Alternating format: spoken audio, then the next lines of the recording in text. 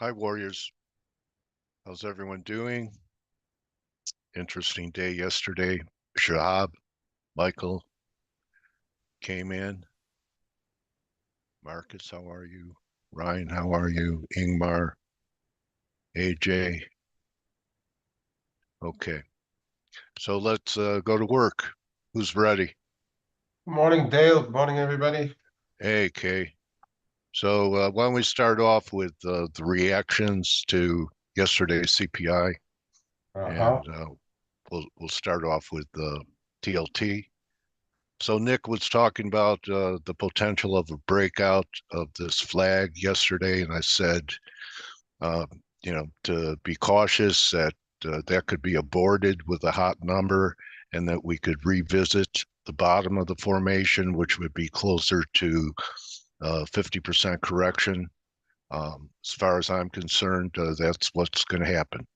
So this move in yields, I don't think is completed, and that we're going to head back down to take out this low in TLT. I guess tomorrow is what, the PCE?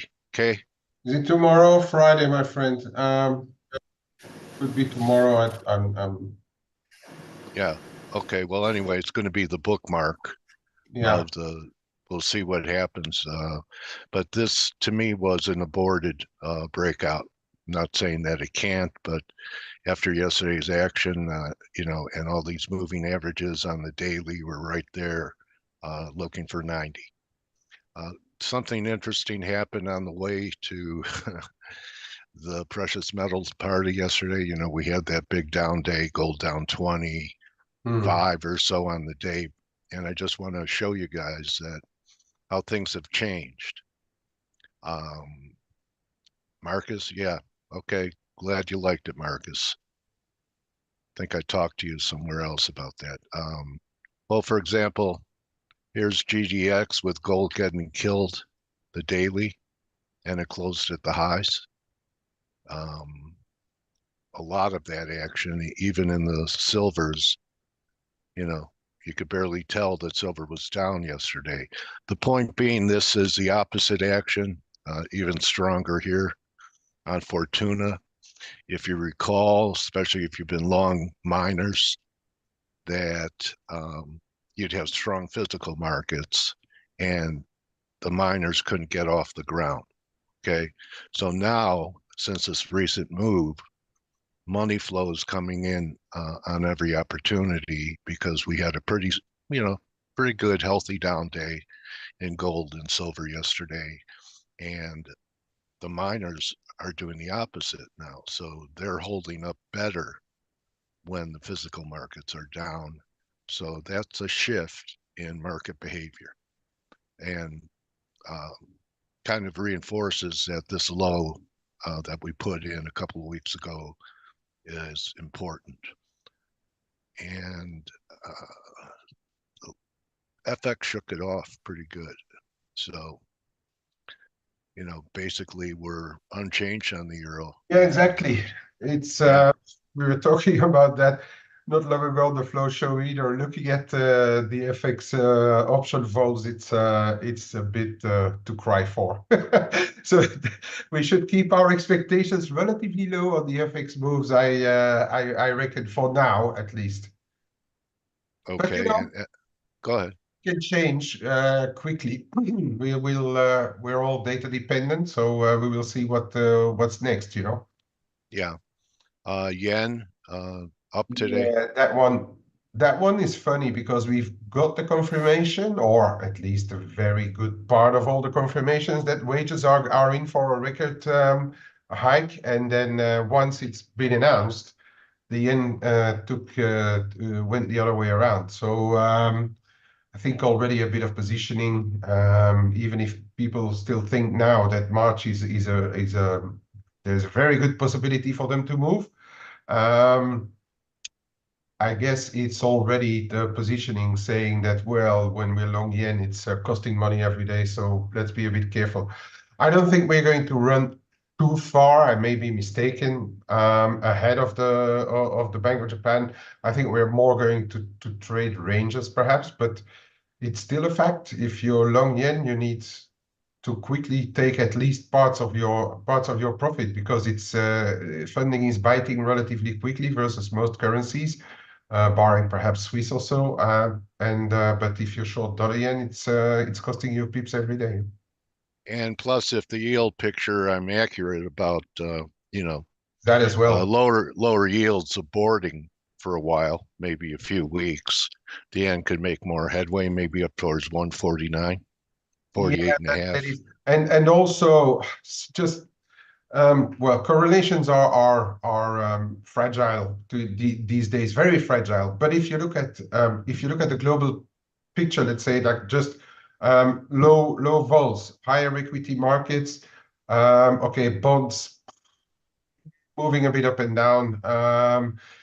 But if you look at a very stable environment, it's usually pretty good for risk. And if you translate that then back to Swiss and yen, for instance, it's usually working against the low yielders, right? So that is uh, that is perhaps going on as well. But I do think it's a lot of people got their confirmation about the wages and say that, well, let's take some profits and see what the Bank of Japan brings us next week now.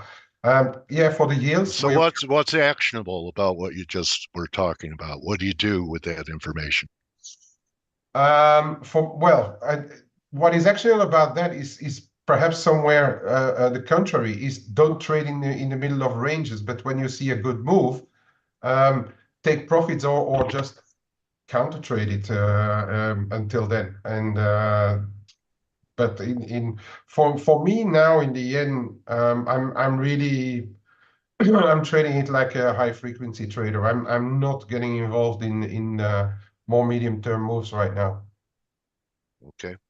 Anything that you have conviction about? Oh yeah, I'm short Swiss. I'm short Swiss. I'm long Euro Swiss. I'm long sterling Swiss. I've got my dollar Swiss call still running, although that's relatively well, a little under hedged right now, but so it can go both ways, that one. But I'm quite short Swiss. I'm still long term silver, still relatively patient. But I think that's one for the end of Q2 that's going to be on the move. Once those central banks will confirm they're starting to cut, I think metals can see probably another leg. Okay. I had a I question like that. yesterday.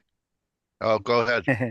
Hey, Take no, over. sorry. Carry on. I'll give my I just views. had a question yesterday about Swiss yen, and to All me right. this looks like 5 waves down, and I say, that maybe you sell a rally up here if we get it on Swiss Well, yen. I mean, Dale, if next week SNB moves, there's a bit of pressure still in Switzerland for the SNB to start cutting rates. If the SNB moves, then your Swiss is going to suffer, because that would be the first central bank to effectively move, and it would be because of prices and economic data are not doing that well. So if they move next week, Swiss is probably going to get hit on the head versus everything. Okay, is that the weakest cross on the Uh, on the Swiss? Here's Yeah, Euro Swiss. Euro Swiss is okay. I think Yeah. Sterling Swiss is the other one, which is pretty okay if you want to stay in the majors sphere. Um, yeah, those are, because sterling is also enjoying a pretty decent interest rate, right? So for as long as there's no big dramas in the UK, it's a viable option, I think. It's also moving. It's also moving nicely within a channel, the sterling Swiss. Okay. And just one more comment, and you got it. We made, I believe, new all-time highs in S&Ps yesterday, like you said we would yesterday, Stel. Um, Caveat being Yep. maybe it's, well, you could say 1, 2, 3 here, and then you could say 1, 2, 3 here, and then you could say 1, 2, 3 here. Nasdaq not making a new high. Yeah. Okay. Well, Dow not making a new high. Can I just comment quickly because you showed the S&P? 5181 is the 127% extension of the 2022 move lower. The whole move lower in 2022 we had when the central banks were hiking rates. Yeah. And so I think it's not completely a coincidence that we stop around here and reflect. Okay. All right, go ahead, Stella, and I'll give you the screen.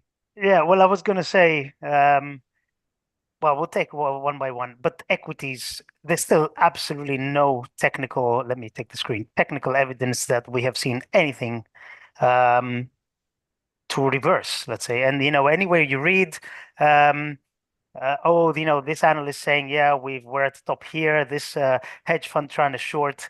I mean, look at this move. This is just a constant, yes, there are some dips, but everything has been met with buying. And as long as this is the case, I wouldn't go in front of this, even though it doesn't make too much sense to be long up here, but, I'm not going to step ahead of it. But first things first. First of all, we had CPI yesterday. Both headline and core were 0.1 higher than expected, which is, and you asked me before the numbers, and I said, look, if they're hotter than expected by a little bit, I think the reaction would be to sell dollars into strength. And this is exactly what we saw. So actually, not in a big way, but the Dixie did try to rally yesterday. If I go into a shorter time frame, we did try to rally, but it just got sold into it straight away. We are still pricing. I made a mistake yesterday. I said 2.5 to 3. It's a bit more than 3 cuts this year. I have to admit that Jay Powell does not have a reason yet to be cutting. The only reason to be cutting would be if there is some kind of problem coming up, the banks, regional banks and all that they know that we don't know of. Because if you think about it, inflation is still sticky. Employment, yes, the headline number is still relatively good. Yes, unemployment rate rose 0.2 yesterday. On Friday, but it's still 3.9%, which is, pretty damn good overall. So overall, is there a big reason for them to be cutting anytime soon? No, not yet. Especially with equity markets, going higher non-stop. Why should they be cutting? There is really no reason yet. Barring any big credit events or anything major in terms of volatility, theoretically the Fed shouldn't be cutting. Now, having said all that, we know what central banks are like. It's an election year. They want to do their best to prop up the market. So, they could be cutting this year without any reason, with inflation staying high. And Jay Powell has effectively prepared us for this. They said they're going to start cutting even if we're not at 2%. So it's a balancing act at the moment. And, as I said before, I don't think there's any reason for them to be cutting yet. So 3+ rate cuts for the rest of the year could sound aggressive. But I tell you what, I think it's either going to be no cuts or it's going to be more than 3 cuts. So basically, if there is some kind of big event, they're going to be cutting very aggressively. If not, they might not cut at all. Is the market price for no cuts? The market is not priced for no cuts, right? The market's Fed fund futures are pricing 3 and a bit. So the market is going to get a bit spooked if it looks like they're not going to cut. About hikes, Ryan, I doubt that. Even if inflation starts accelerating a little bit, I don't think they're going to be hiking. But let's take it one step at a time, because who the hell knows what's going to be happening in 2-3 months from now, let alone a week from now. So from yesterday's data, what we saw, the main two things moved yesterday, right? So the dollar moved a little bit, came back. It was really only yields that went up, and they keep going up today. And the usual response, which is to slam metals lower. Now, metals are recovering today, and you could argue inflation being stickier. What does that mean for the price of everything? Well, everything goes up. So why should the price of metals go down? That's the perverse reaction that we've been seeing for months and months.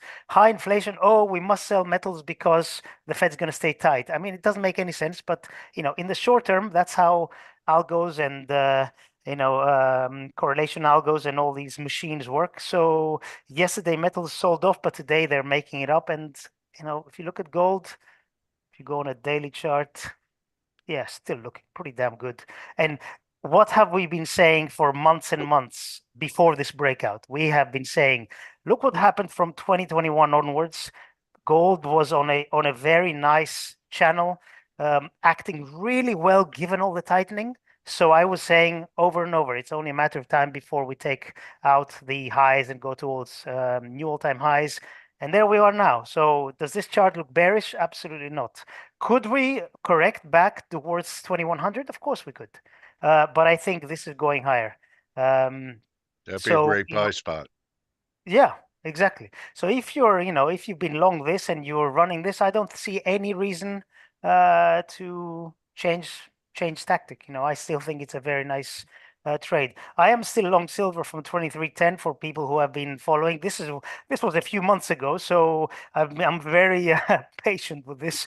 You have to be. But look at this, we're getting close to a major breakout level.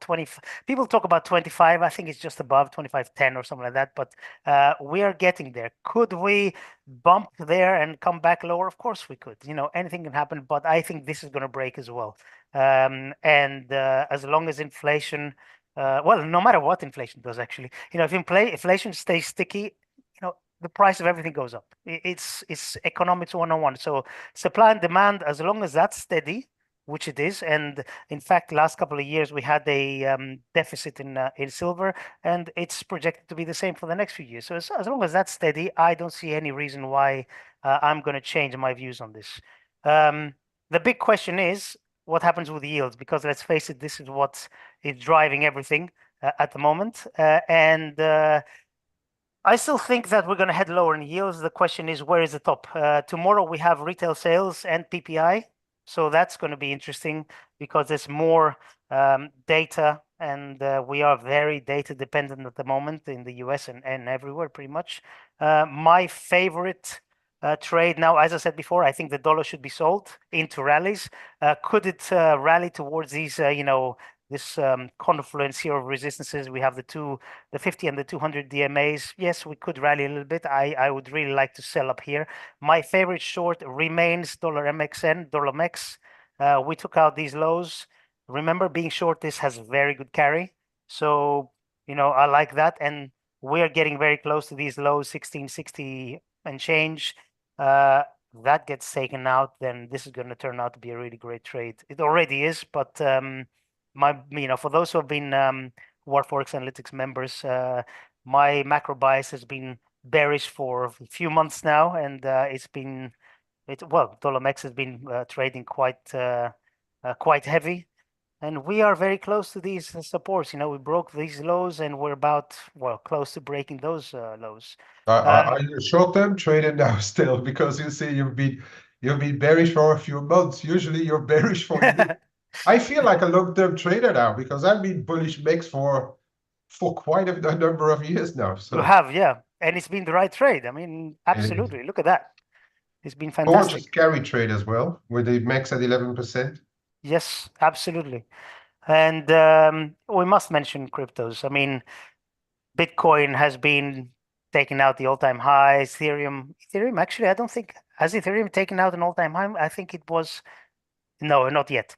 But, cryptos are telling us that inflation is here to stay. And of course, drivers for cryptos are very different to drivers for, commodities or other tangible assets. But it's been a wild ride. And, would I get in front of this? Of course not. So if you've been long, well done.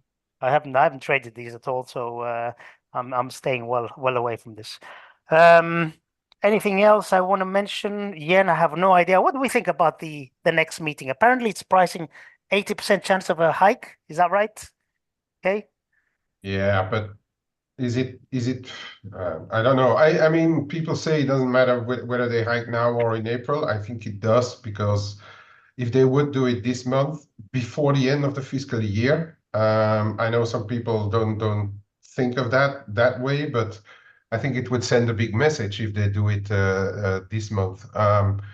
My personal view is that they may change other stuff like ETF, YCC, abandon it once and for all, and then fine tune or give us some hints on the on how much JGB they want to buy in the next fiscal year, because that's going to matter because of the maturities and the balance sheet. But yeah, I mean, I'm still not convinced that they hike this month, and I would personally rather say next month. But of course, Yeah. I can be It's wrong, as people say. it's amazing how the BOJ have a million things that they tinker with, this and that. They remind me of for the football fans, Claudio Ranieri. Remember him? He used to be the coach of Chelsea. They called him the Tinker Man. Anyway, yeah, the yen is a difficult beast, and I agree with you. Actually, I think if they do hike earlier, it's a message, a strong message. So triple top maybe. I don't know. What else? Yeah, that's about it. I don't know if anybody else has anything they want to take a look at, but that's pretty much it from me for now. Ryan, you here?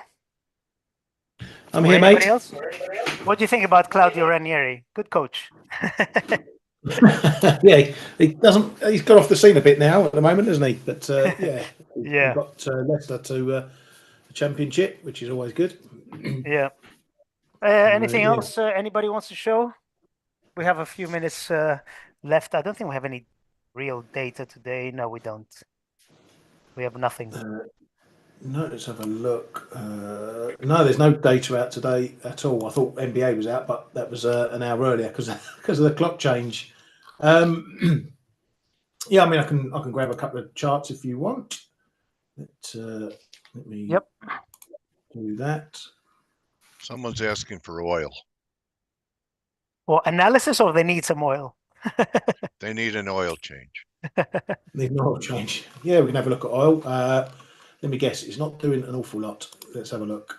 The oil. Let's go on to that one there.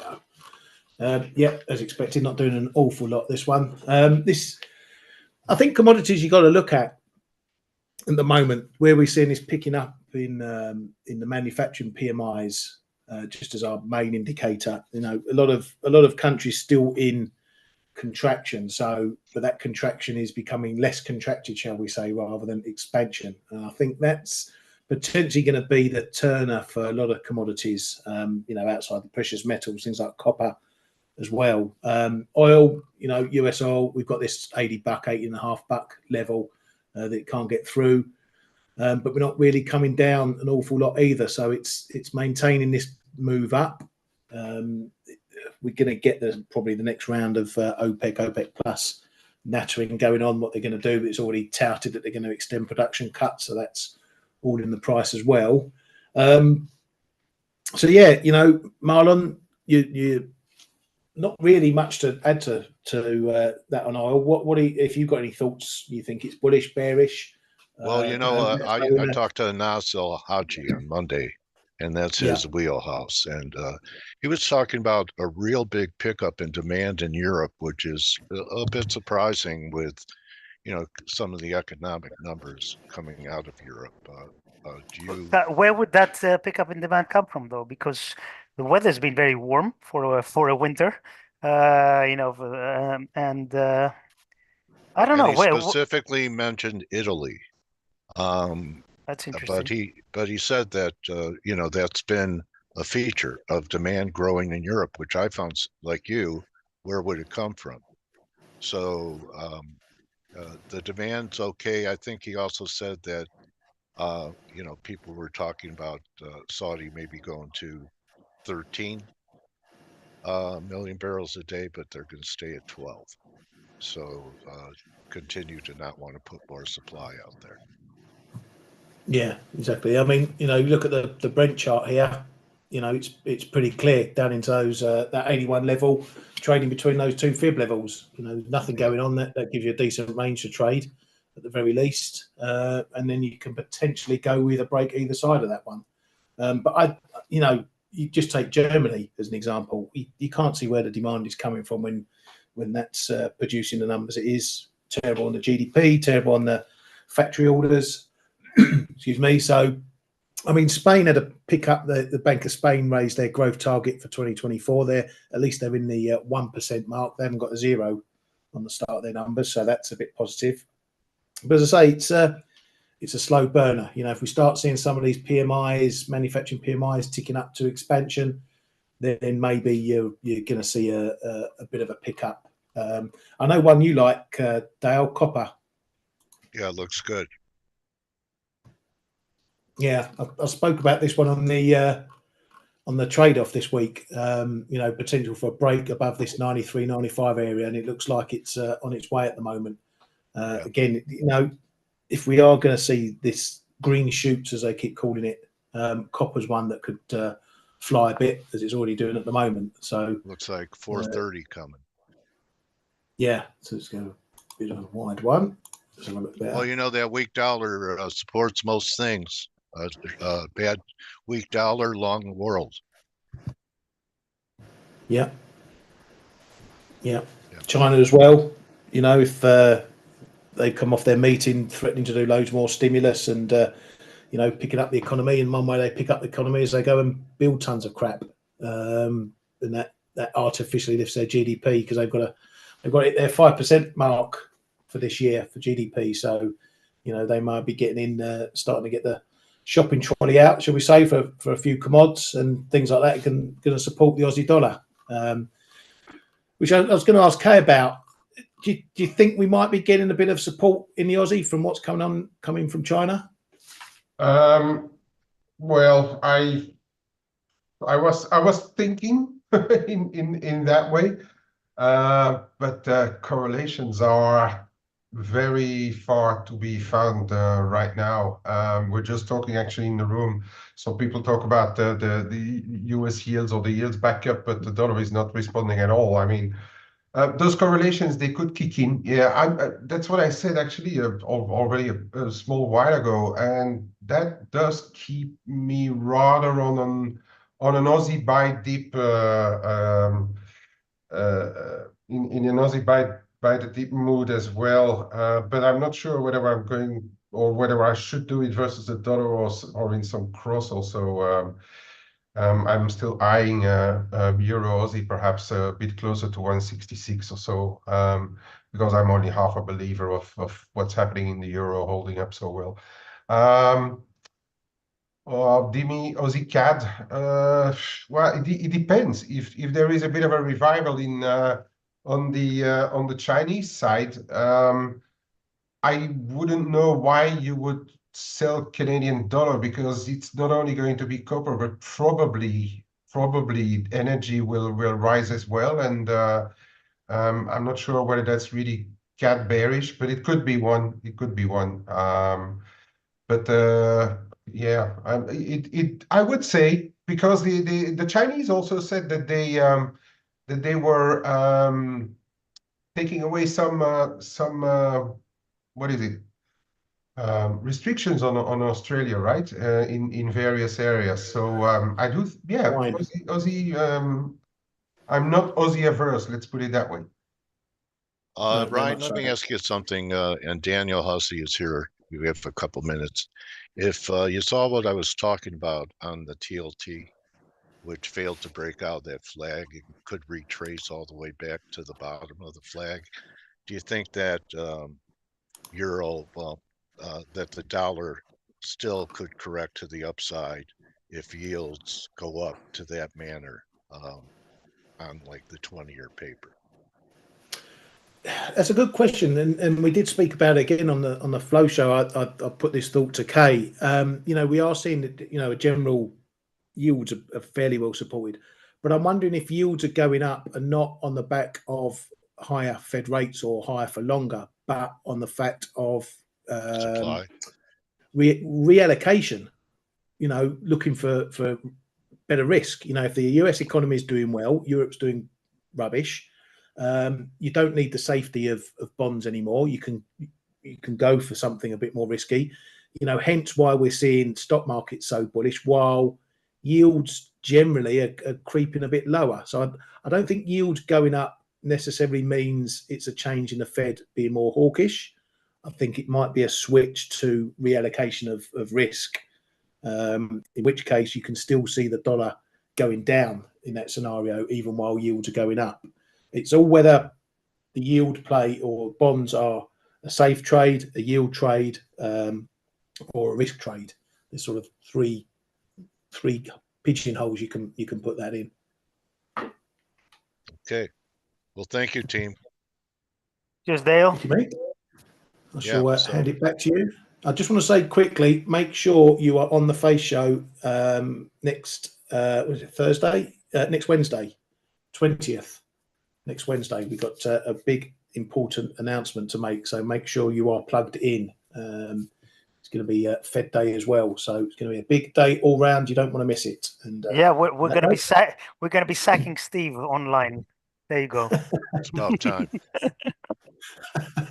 Thank you, Dale. Have a great Well, day. we're coming up to my 7-year anniversary with this company Ooh. in April.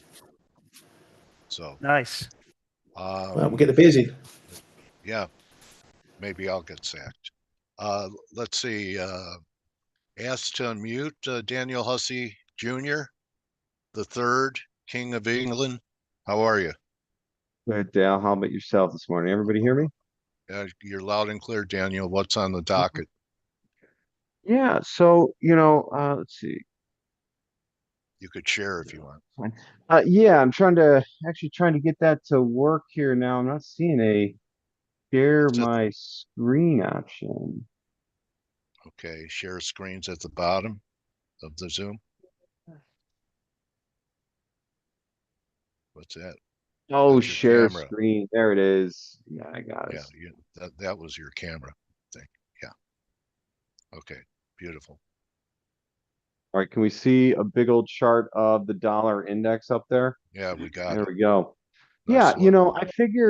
I figured markets, we can talk about whatever is on the room's mind, but gold, bonds, the S&P, the dollar, um, these are markets that I feel like have hit the headlines recently, gold in particular, but I was, fondling over the US dollar this morning, I'm mesmerizing at its strength on the daily and weekly chart, right? When we go back to like 2010, it's amazing how far we've come in the last 2 decades, but Yeah. the dollar still remains well off of its, peak highs there from a year and a half ago, and consolidating in this 100 to 106 range, finding our way right back to 103 doesn't do much in the way of give us a direction to trend or, much to sink our teeth into, right? And I wonder if, markets like gold and the bonds right now aren't foreshadowing, bigger moves in the dollar coming. But the sideways price action we've seen, and consolidation of the dollar is not so different, I guess when you go back and realize, hey, we spend these big periods and these big 10-point ranges over the span of about 5 to 10 years. And the question I ask myself, are we setting up into one of those currently? And is this range bound price action for the dollar between 115 and 100? Is that something that we're going to have to get used to going forward? And if that's the case, well, there's probably some room for some dollar strength on the chart, but I think it's hard also hard to imagine that if we slip below 100, things wouldn't get more interesting for the dollar. And could there be a bigger turn if that signal happens? See, What would be the signal? Under 100? yeah, I think under 100 at this point is certainly a close below a daily, weekly, close below 100 at this point would be a pretty big indication that there's been a shift, at least on that daily and weekly chart, right? It's something that hasn't happened in the last, several years since, going back to March of 2022, or the start of 2022, really. So, kind of taking that same idea and focus now into the bond market. we've seen generally, right, a dollar that's held on to the gains of the last several years, which is in stark comparison to the bond market, which has, really lost a lot of those, a lot of its strength. And you'd expect that, right? There's an inverted correlation between futures bond prices and currency and the strength of the dollar. But what we're seeing at least in the bonds, is a continuation of this trend lower, potentially a little bit of a reversal, but generally speaking, the larger trend line, the larger channel, a lot of the bigger resistance levels, like up around 127 to 130, remain unbroken in the bonds over the last year now. And coming back up to test these levels, is that an indication that a reversal is happening, or are we just finding the resistance on the bond chart, the support on the dollar, before ultimately continuing the trend we've seen since the peak, COVID highs in these two markets? And that's just a little bit of a segue into, I think, talking about gold here today, because this is the chart that has really changed the most, in my opinion, in the last year compared to every other chart we've ever talked about, you and I at least, because hey, gold was in this range and capped by $2,100, for its entire existence, and now we're actually breaking out into new all-time highs. What does this mean for global inflationary pressures? Is this a sign of our times? Is this the world and the global economy finding a new normal? Personally, I think it is, but that's a bigger question for another day. See, we got a question here. I mean, I'll just start shooting into these. You hear facts about how stocks are in a bubble and also how they're cheap relative to past times. Curious of my thoughts on that. Yeah. I think the idea that a bubble in the economy is relative, right? We're always inflating these bubbles and they're always deflating. So don't get caught up in the crashing waves on the beach when you're talking about rising tides. Inflation is a rising tide. It's not the waves crashing on a beach. Okay. So I think there's a lot of misconception that, okay, we had this period of inflation, right? And now all of a sudden we're in this period of what is also referred to as disinflation or deflation right now, right? The bubble is contracting, or all of that money that was pumped into markets that caused them to inflate, prices to go up, it's starting to find its way out. And that's a natural occurrence of when yields and bond markets go up, right? At least that's what we're taught in macroeconomics. Prices of asset classes like gold didn't respond in the last 10 years to those types of moves. We hit a proverbial ceiling in gold markets. And so where do you buy it, Daniel? I'm sorry? What do you do that's actionable in gold now? Yeah, so the actionable in gold, we've broken out, right? I think that this is, you're maybe chasing gold right here and now, right? Up into the levels we're at. However, actual levels on gold test back towards the 2100 area. It seems to be the old resistance that in the channel, or the range that the market was in here, coming back to test this old range high now as support. As we start to break out higher, it did a little bit of that. Maybe you could argue 2000 to 2100 is that area. Again, we're looking at a daily chart of gold here, so the swings are going to be $50 to $100 within some of these ranges we're talking about, because we're talking about a swing from $1,600 up to $2,200 in gold, right?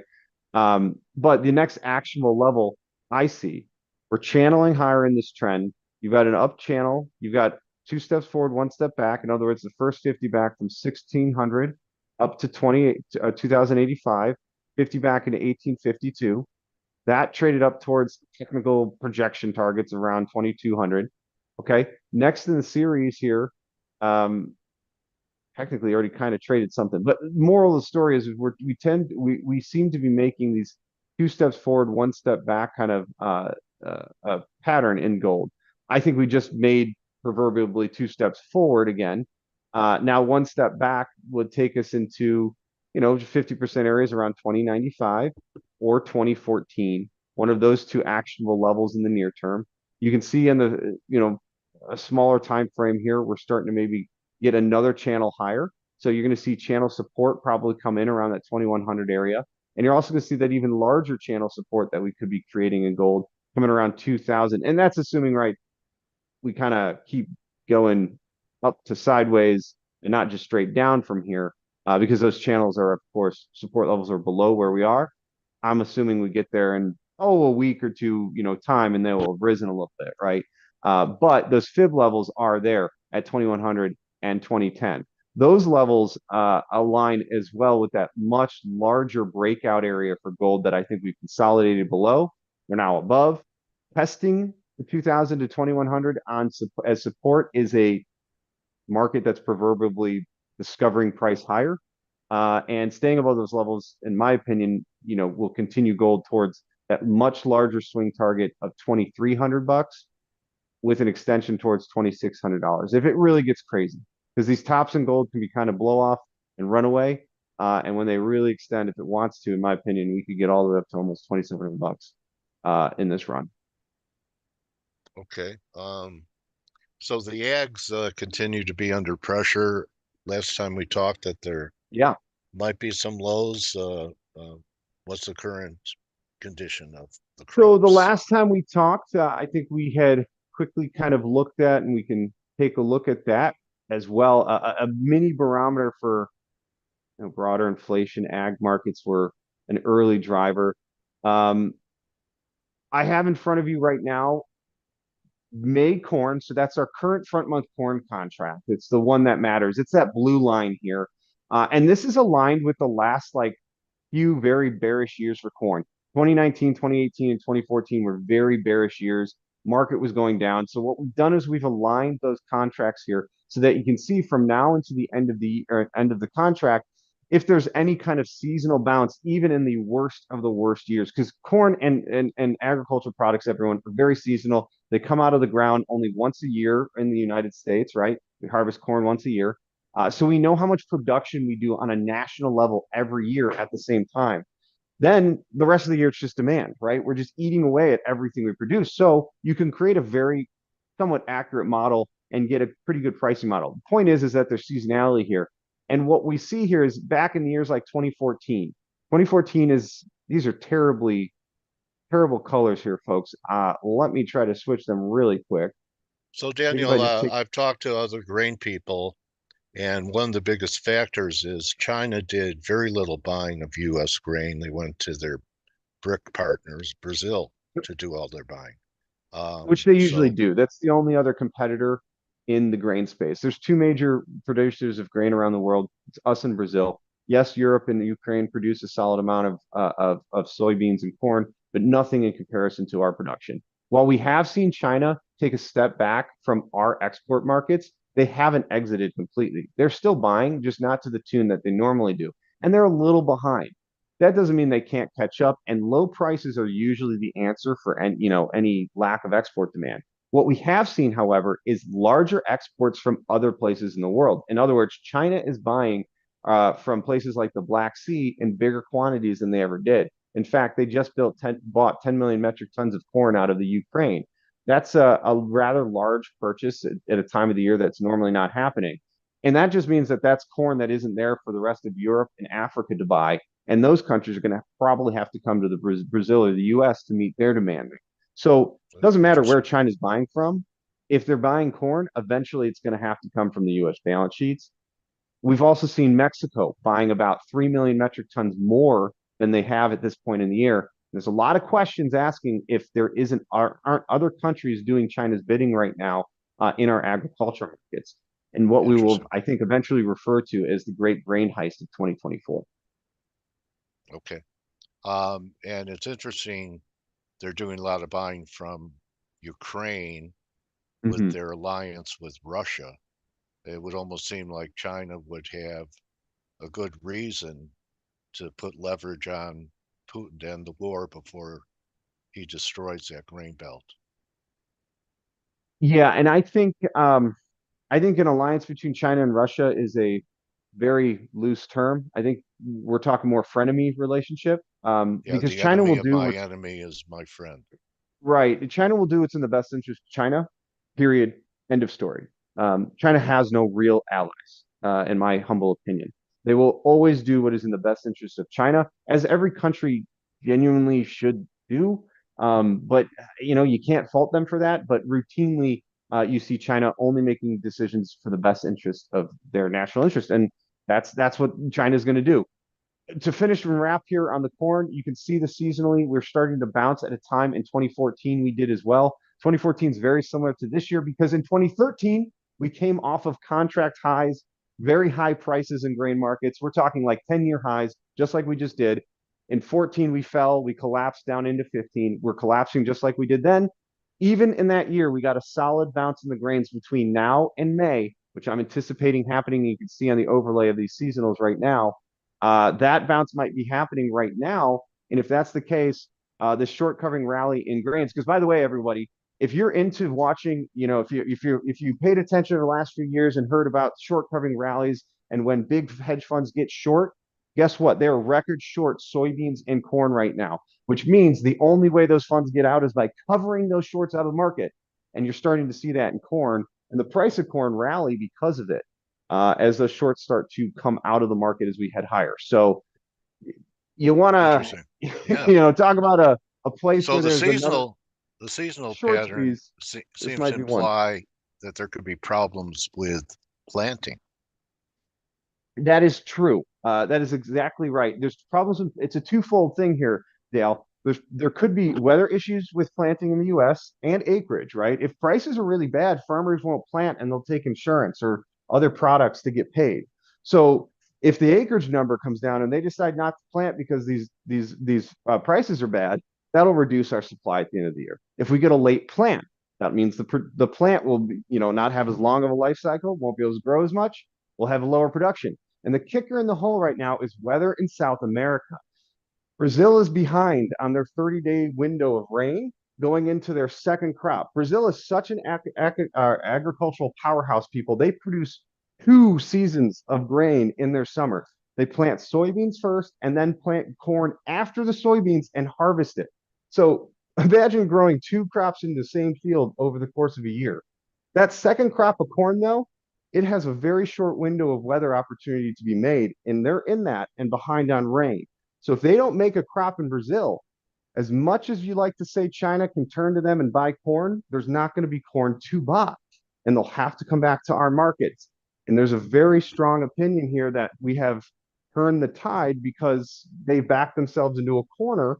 If Brazilian production isn't there, funds are way too short U.S. markets and are starting to cover. And now they're going to be competing with other buyers like export buyers that might be coming into our markets and saying, hey, U.S. grain prices are actually really cheap right now. We should take advantage of this. So are the Brazilians at risk of ruining their soil by not letting it lie and fallow for a period of time that they're overproducing in that soil? Huge risk, huge risk. Brazilian topsoil only goes about foot deep, right? We're talking about old rainforest. They don't have the 12 to 20 feet of soil we have in Illinois that, we can literally get almost zero rain. So long as we had rain the year before, we could get almost no rain in Illinois and still grow corn because there's enough moisture in that soil, the corn can get it out through a whole drought year. The second year following that, there may not be much moisture in the soil left, but that's the power of U.S. agriculture. They don't have that type of soil. They have clay loams that are sandy. The water runs away. And if they don't get almost constant rainfall with every week, crop production in South America takes a hit. They happen to get rainfall almost every week, though. So their soil quality is definitely not there, and their input costs are very high. So that keeps a strong relationship between Brazil and Russia, because the number one input to all of these agricultural products in the form of different various fertilizers, they all come out of Russia in terms of where they're produced. So there's a natural there's a natural trade balance between countries in the BRIC nations because they're producing and using a lot of the same things. Can't fault them for that, but at the same time, Brazil is very, very reliant on Russia and China for their entire agriculture sector. Their inputs from Russia and selling everything they make to China. Wow, that was we see. What's cool about these interviews? You never know where we're going to go. You know what I mean? And And Go to ahead. wrap up our grains here, for those that aren't aware, soybeans are a lot like oil, the crude oil. In fact, to bring everybody up to speed of what the next big thing in agriculture will be, it's sustainable aviation fuel. This is a $30 trillion industry. I mean, we're talking probably the biggest thing to happen in agricultural since, well, since ethanol and corn, but probably since high fructose corn syrup was invented for the corn market. The point is that there's demand here from the entire aviation sector, the fuel that can be made entirely from corn and soybeans. And it's completely green because we're able to put the carbon back into the ground via different sinking mechanisms. That's another story. But the cool thing is the demand that could come from this. And everybody should start thinking about a soybean just like a barrel of crude oil, because a bean, one soybean, is cracked or crushed into bean oil and bean meal. And bean oil and bean meal both have charts that you can trade and follow alongside the oil seed complex, just like you can gasoline and heating oil or the diesel when you talk about the crack spread in the crude. So if you haven't looked at the crack spread in the crude yet, take a look. It's a cool, Crush dichotomy spread. of futures markets, right? Spread. Yeah. Well, there's the crush spread in the grains, and there's Yeah. the ethanol crush and the soybean crush, where both corn and beans are crushed into their meal, which is cornmeal or soy meal, and their oils, corn oil, which goes on to become ethanol and other products, or soy oil, which goes on to become biofuel and various other cooking products. And there's spreads there to think about. And so watching all these markets move is in tandem, seeing soy oil turn at the same time, soy meal find a low at the same time. There's something bigger going on in the whole soybean complex, right? It's not just one market maybe finding a bottom, starting to bounce and thing. So Yeah, very informative. I didn't know that about jet fuel. yeah, and Lucas, bring it up. He's Brazilian. Awesome. That's Lucas. I'd love to chat with you personally more too. And Lucas is bringing up that there's huge logistical concerns and storage issues. Two issues there with Brazil. You're not wrong, but there's also been immense investment in that infrastructure, ports to help move it, right? Trains to help move it around. But he's right. Brazil is still a developing infrastructure nation when it comes to agriculture. So it's hard to get those products from the interior to China, a lot harder than it is in the US. But that doesn't stop, right? Where there's a will, there's a way. The second thing working against Brazil is inflation. Farmers in Brazil are much more inclined to store their grain and keep it stored if they can. Storage is a huge issue because silos are expensive to build. You can't leave grain out in the open air. But if you store it correctly, you can keep it for a long time. And it's worth a lot of money relative to your currency, which is currently being devalued. The US dollar, Yeah. Brazilian real, we're seeing inflation everywhere. So good hedge against inflation for the farm is to keep that grain in the silo where it's worth more to you in the bin. So instead of stacking gold, they stack grain, and you can't eat Correct. gold. And we like to joke in agriculture that soybeans are the real international currency. There's few things that are truly, every major society buys in mass and needs every year. You can't survive without this stuff, right? That's the Yeah. difference between it and gold. The Yeah. problem is, of course, gold will It's survive a called fire. it's Grain won't. protein gold. Protein gold, right? Exactly. So yeah, great discussion on the grains. I'm glad we went there, Daniel. And So let's give you guys everyone, some you could actionable see items here on the greens right before we go, if you don't mind, Dale. go ahead. The big trend and the big thing that changed this year in terms of just 2024, the calendar year, for both corn and beans, we have been Okay. below this 18-day moving average, this red line, the entire year for Yeah. 2023 until last week. We finally flipped the script in terms of the technicals. And that's why I'm getting behind the idea that, hey, we're seeing volume buy up in this, volume come in here, volume buyers come in, right? Those are the funds, in my opinion. Big volume is pushing this market up. And you can see those little volume bursts right here through technical levels. Those to me are signals the funds are covering through the technicals that suggest trends are reversing. And so now you're in that short covering rally.